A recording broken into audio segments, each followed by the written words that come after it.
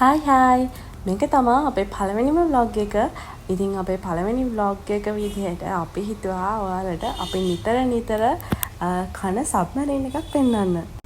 සබ්මරීන් එකක් කිව්වට සබ්මරීන් එක වර්ගයක් නෙවෙයි, සබ්මරීන් වර්ග ගොඩක්.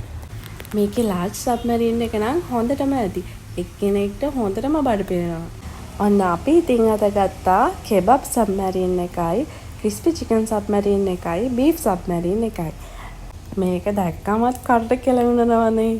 ඇත්තටම කිව්වොත් මේක දැක්කමත් හිතට හරිම සැනසීමක් දැනෙන්නේ.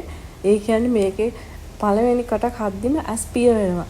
ඒ කියන්නේ මාරම රසයි මේ සබ්මරීන්ස්. මේකේ තියෙනවා සබ්මරීන්ස් වර්ග ගොඩක්.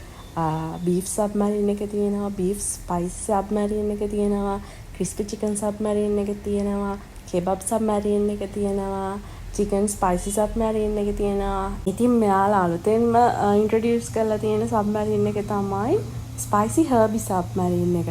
ඒකත් මාරම රසයි. මේකේ submarines ඔක්කොම වෙන්නේ 1000 ගණක් විතරයි. මේකේ 1250ට තමයි වැඩිම submarine එකක් තියෙන්නේ. ඒ වගේම chicken කන්නේ නැති අයට තියෙනවා fish submarine එක. ඒක නම් වෙන්නේ 990ක් විතරයි.